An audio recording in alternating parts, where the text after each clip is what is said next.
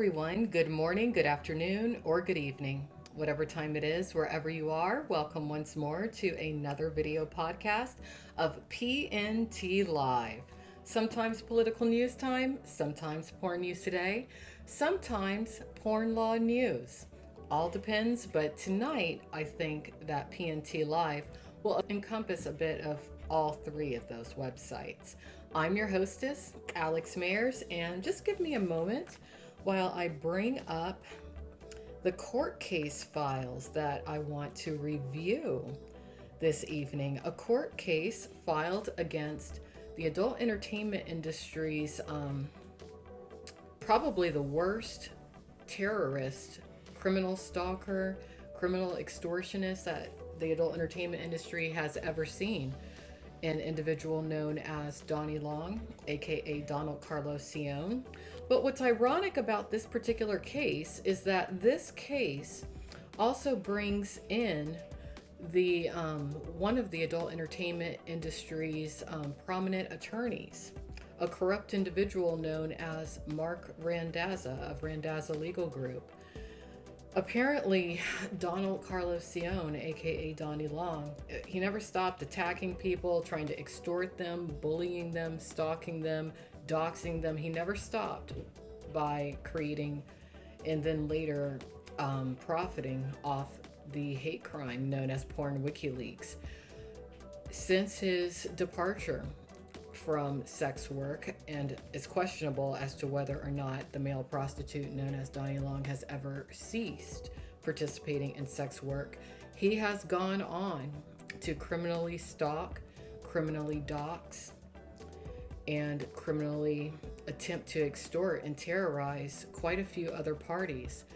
The operators and owners of minivids, for example, the operators and owners of the Daily Beast, and most recently, the operators and owners of a small recreational vehicle park in the Sarasota, Florida area known as Sun and Fun RV, or maybe I should say Sun in Fun RV Resort. And just so that you all know, I am not involved in this case in any way, shape, or form.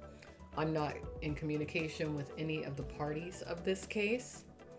I would advise, however, the plaintiff's apparent attorney, an individual who appears to be known publicly as Brian Chase, to go ahead and start some sort of a legal case against Seoane yourself, because it does seem that he has purchased your legal name or your professional name as a domain.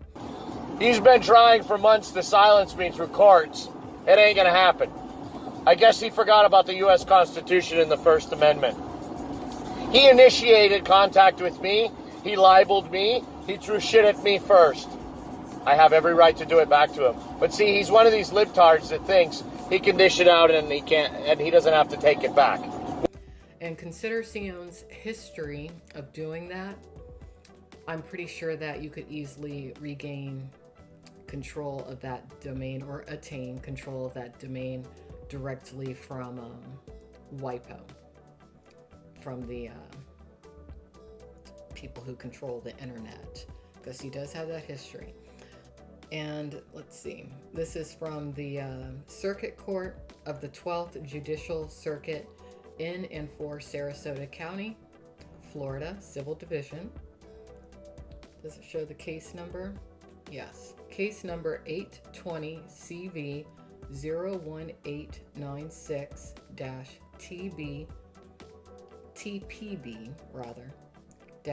AAS.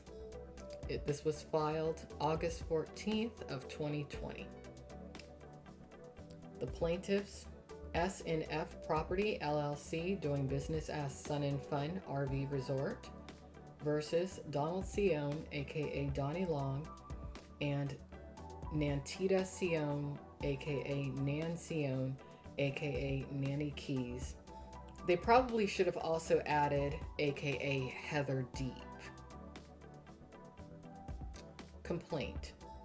Plaintiff, S&F Property LLC, doing business as Sun and Fun RV Resort, including its employees, agents, and representatives, collectively the plaintiff, by and through the undersigned counsel, hereby sues defendants Donald Carlos Seoane, aka Donny Long, and Nantita Seoane, aka Nan Seoane, aka Nanny Keys, collectively the defendants, and alleges the following. Here's the accusations. Number 1. This is an action for injunctive relief and money damages which exceed $30,000 exclusive of attorney's fees, costs, and interest. Number 2. Plaintiff is a foreign limited liability company authorized to transact business in Florida and the owner of Sun and Fun RV Resort, the community, a recreational vehicle park in Sarasota, Florida County, or Sarasota County, mouthful. Number 3, this court has subject matter jurisdiction pursuant to Florida Statute 26.012. Number 4, defendants are approved tenants and reside in a recreational vehicle or trailer on a lot located in the community at, and it gives the address. Number 5, venue is proper as plaintiff's causes of action accrued in Sarasota County, Florida. And that point number 5 is important because Marc Randazza of Randazza Legal Group attempted to move this case into federal court, but that does not appear to have worked out, okay? And since he attempted to do that, he has removed himself from the case. And it kind of makes you wonder, did he remove himself from the case due to his current involvement in the NFL Washington dispute against NFL Washington team owner Daniel Snyder? I just recently did a podcast about that. I suspect so. But let's continue. Number 6. Recently, and these are the general allegations. Recently, plaintiff informed the defendants that their boat could not be parked on the lot via a boat notice, okay? Specifically, it could not be parked on the grass, and the defendants needed to arrange for alternative storage for their boat. Reasonable request.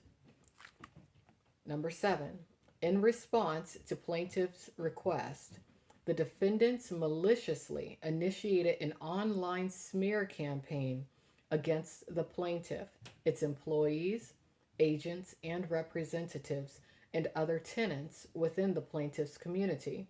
And at this point, also the plaintiff's legal counsel, Brian Chase.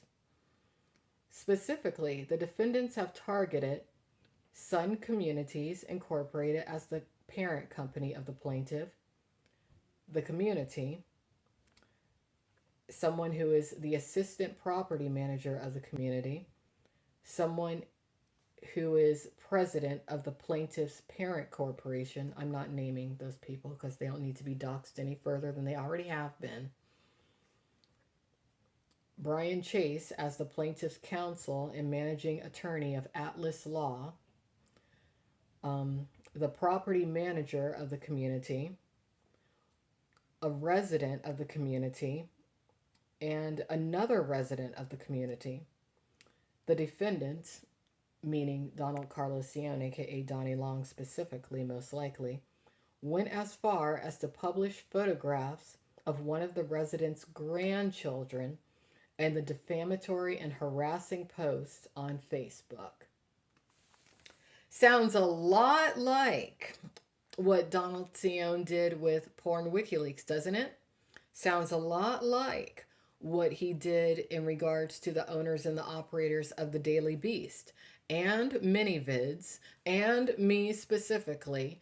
And there's been so many people that he has done this to over the years that it's ridiculous. But again, it's interesting that Marc Randazza of Randazza Legal Group became his attorney, at least at the start of this case, because Randazza has a history of representing online criminal trolls along the lines of Donald Seoane. He did it with a white supremacist, a neo-Nazi.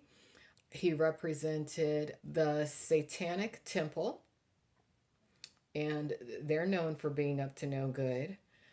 And Alex Jones.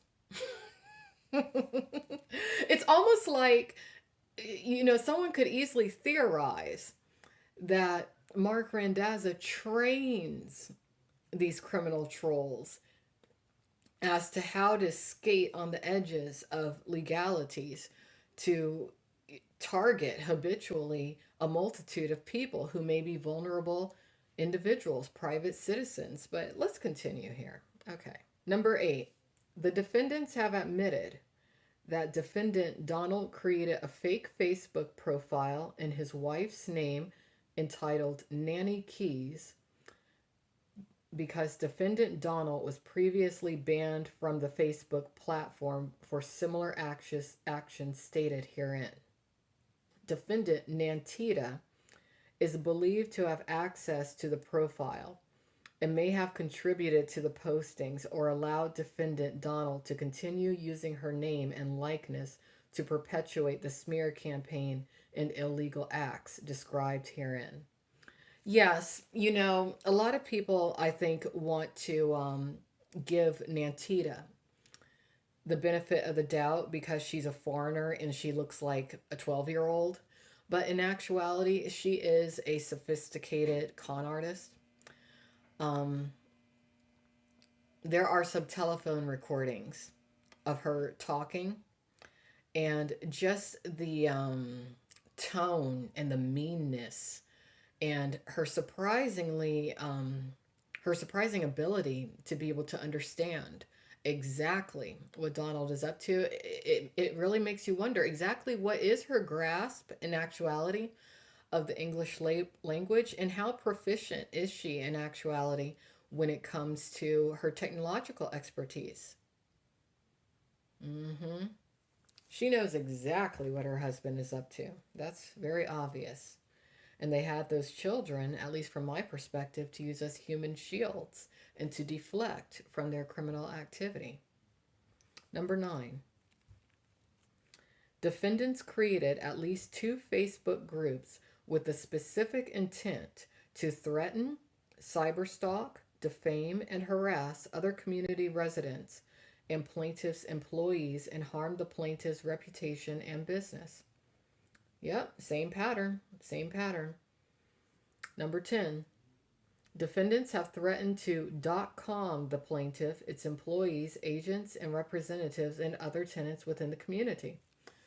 Um, One thing I do want to note is that the attorney known as Brian Chase, who is representing the plaintiffs, may want to cite the website Adult FYI, because as of today, it appears that Donald Seoane posted some very defamatory statements about attorney Brian Chase on that site.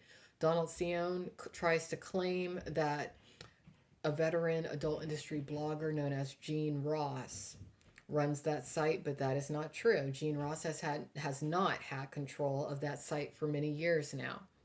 The individuals in control of that site are Donald Seoane, and there may be a few sex traffickers linked to organized crime who control that site as well.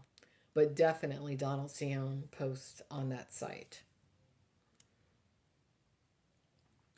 After said threat, defendants created the following domains and websites with the specific and malicious intent to threaten, cyberstalk, defame, and harass other community residents, plaintiffs' employees, and harm the plaintiff's reputation and business. See, this is exactly what Seoane did to the owners and operators of minivids.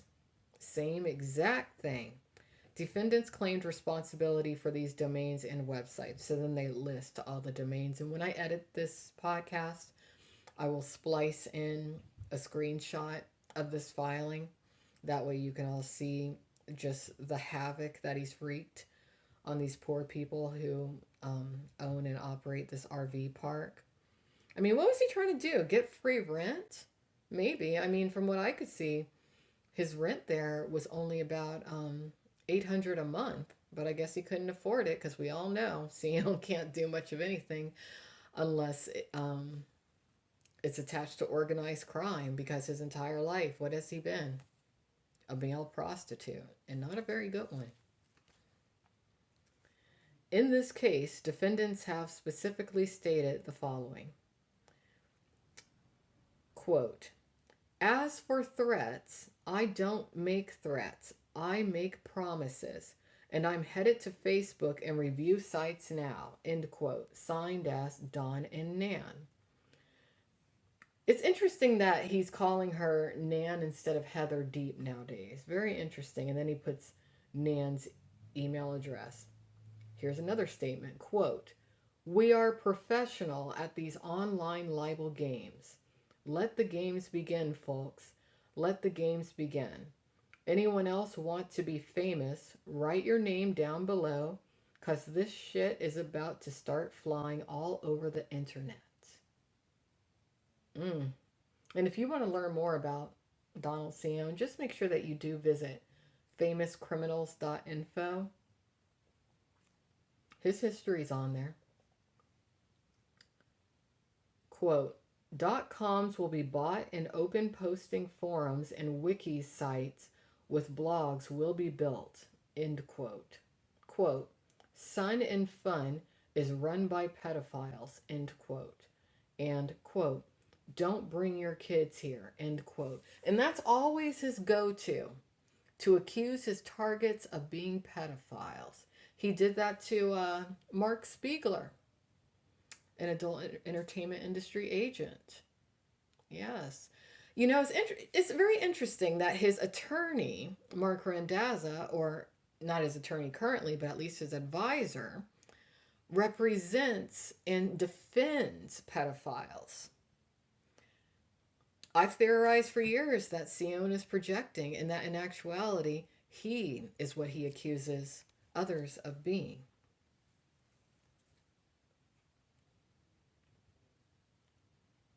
All right, here he says that he's a search engine expert and has been doing this all his life. Well, not all his life. Most of his life, he has been a male sex worker, a male prostitute, known as Donny Long. Quote, "We are going to attach online everyone around you and connect it to you in any way also." End quote. Well, that's exactly what he did with the criminal, homophobic, misogynistic, and racist hate crime, Pornwikileaks. Quote, "We are sue-proof, so let's now play internet games and see who wins." End quote. Quote, "Racist pedophile," and then he names one of the people attached to Sun and Fun. But Donald Seoane is the racist. How many years has he been labeling African Americans, such as myself, monkeys? How many times has he been videotaped screaming out the N-word? He's the racist. Quote, "Pedophile CEO," and he names one of his targets. Quote, "Money laundering, scams, fraud, Sun communities, Sun RV resorts, Sun communities exposed." End quote. Quote, "He has sexually harassed countless women. He is a bully, stalker, and loves to harass and bully people." This petition, so he made a petition to go after the people claiming these things. All right. So there's quite a few things. I'm not going to read all of them, but I will put them into the podcast when I edit this later. In fact, Defendant Donald went so far as to call the undersigned plaintiff's counsel, Brian Chase, Esquire, and threatened to .com him as a, quote, "child rapist," simply for representing the plaintiff in supporting the boat notice. So this all seems to have initially come to a boat notice, but I have a feeling that Seoane had been scoping out this RV park looking for weaknesses and whatnot, for quite a while, because that's what he does. Any industry, any sphere he goes into, he looks for weaknesses, collects information, probably uses his wife to do it. She probably looks like a sweet little innocent girl. Everyone opens up to her. She collects the information, they catalog all of it, and then, you know, use that information to try to blackmail or extort the targets. All right? It's a con. It's a scam. And there's a lot of people doing this kind of extortion racket, okay? It's becoming less popular now because of the internet. People are documenting. In addition to foregoing electronic and written publications, the defendants have engaged in increasingly aggressive and confrontational physical acts against the plaintiff. Such rapid escalation of defendant Donald's aggressive behavior, coupled with his civil and criminal background, have severely distressed the plaintiff's employees, agents, and representatives and other residents of the community, all of whom are scared, intimidated, and frightful of the explosive and unpredictable nature of defendant Donald. Other residents in the community have already expressed their intent to the plaintiff to move out of the community solely due to the defendant's actions in online publications, thereby causing damages to the plaintiff due to lost business and terminations of other landlord-tenant relationships. Number 17, accusing the plaintiff and its employees, agents, and representatives of being rapists, child rapists, racist, perpetrators of sexual assault, and committing other crimes serves no legitimate purpose other than to smear plaintiff's reputation, harm the plaintiff's business, and harass and defame the plaintiff, its employees, agents, and representatives. Number 18, virtually each post includes a threat that the defendants will not only continue posting to numerous other websites, but will do so as part of a, quote, game, end quote, to smear and tarnish their reputation and business. And again, you got to wonder, has Randazza taught Seoane how to more effectively do this than he did in the past? I think he did, but that's just my opinion. Number 19. Collectively, the foregoing acts described in paragraphs 7 through 16 shall be referred to herein as the prohibited acts. Number 20. Defendant Donald has a history of carrying out these threats as recently as 2 months ago, in May 2020, as evidenced by WIPO Arbitration and Mediation Center case number D2020-0683. I hadn't read this in here before, but yeah, I was just saying before that the attorney, Brian Chase, needs to approach WIPO when it comes to the domain that Seoane registered in bad faith to try to tarnish his reputation. Administrative panel decision whereby defendant Donald created several scandalous and harassing domains with the specific intent to harm the business and reputation of the complainant. Number 21. A simple Google search of defendant Donald's name reveals countless other eerily similar stories from other victims of defendant Donald stalking them and publishing harassing publications. It is apparent that defendant Donald has established a pattern of behavior and course of conduct with virtually anyone who challenges him or attempts to enforce any rules, laws, or contracts against him. He belongs behind bars or in a white jacket in a mental institution. So basically, what these people are going to have to try to do is get an injunction against Seoane so that he gets out of their park, because they are losing tenants due to Seoane's issues and criminal behavior. And they are owed some money, but I think that really, the plaintiffs should also probably file a case against Randazza. Because Randazza, there is proof of Randazza having communicated with and advised Seoane for a substantial amount of time when it comes to his online antics. Randazza should be a defendant in this case. Maybe that's why he decided to remove himself from the case, because he knew that at some point the plaintiffs and their attorney would probably come to terms with that and realize that. Without a doubt, these people are going to win. And there's definitely going to be some criminal consequences that Seoane faces upon this, because his pattern is so trackable at this phase, and he's done so much damage. But in the exhibits are really an interesting read. That is what people really need to look at, which is why I will repost this. I mean, this dude, he was writing all kinds of horrible things on his Black Lincoln Navigator, you know, calling people in the communities, in this community, pedos. I mean, this is like a repeat of what he did to Mark Spiegler of Spiegler Girls. It's crazy. He even still seems to have the same SUV as his days as a male prostitute. Same car. Living in the past.